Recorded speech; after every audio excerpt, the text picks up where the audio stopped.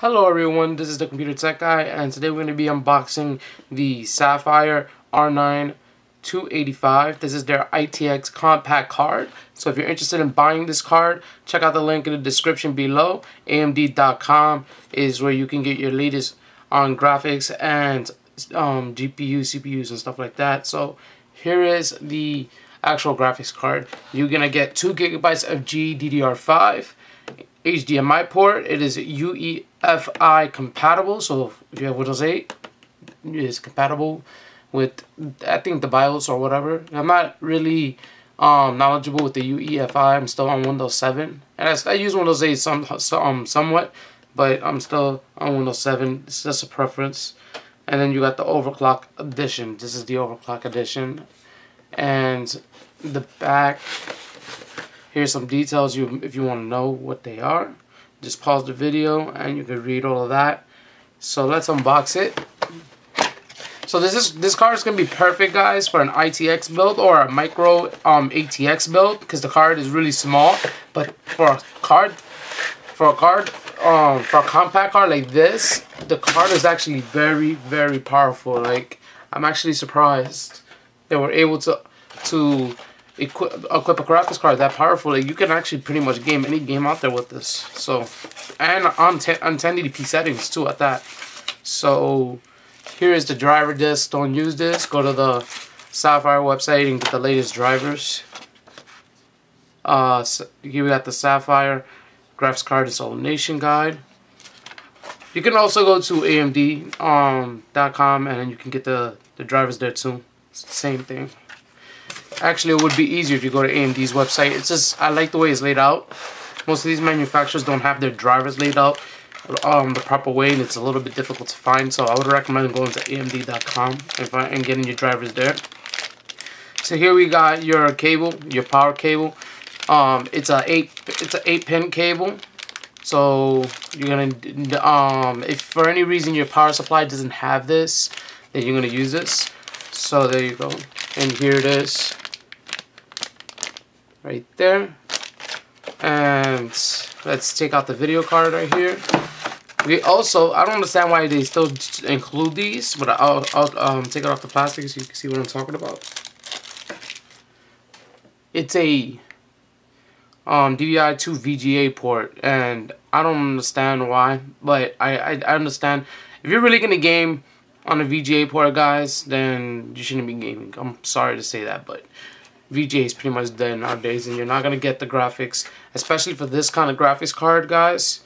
You're not gonna get the graphics on a VGA monitor. Like, honestly, if even if you're linking DVI to VGA, there's gonna be you're gonna have a loss there in quality. So I recommend don't use that adapter. We also got a mini display port too. Display port. So here's the video card itself, and we're going to take it off. It tells you stop. You must connect this graphics card to the computer's power supply. So it's pretty obvious, but not everybody's knowledgeable on that. They think they could just put this card, if let's say you have a an i7 Dell computer or HP, they're going to think they could just plug it in and play. If you're gonna put this on an HP computer, you're probably gonna have to change the power supply on that computer, or use the included adapter right here, and you'll be fine. But see, the problem with this adapter is that most computers are not gonna have these 6-pin adapters. So you're probably gonna end up buying an adapter for your power supply, for your current power supply on your Dell or HP computer, or if you wanna change the power supply, you can do that too. I recommend you change the power supply, because the power supply in those computers is going to be weak. Now, if you're making a custom computer, obviously your power supply, you select it. If you know the requirements for this video card, then you're going to have a decent power supply. And the power supply is going to be it's gonna have the proper connections for this video card. So I'm just talking to the simple users that are probably gonna put the average users that are gonna probably purchase this and going to put this on their everyday computer that they brought. You're gonna probably end up having to buy an adapter. So I'm taking all of the plastic that's around this.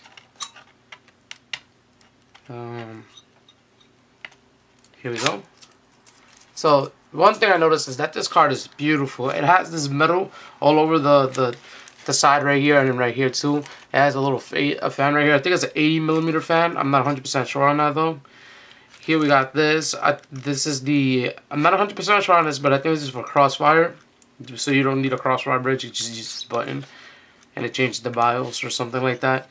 And here is the A pin right here. And you can see the heatsink is pretty decent sized heatsink. And then right here is all your connections. You got your ventilation, and here is DVI and your HDMI, and you get 2 mini display ports. So that's actually pretty cool.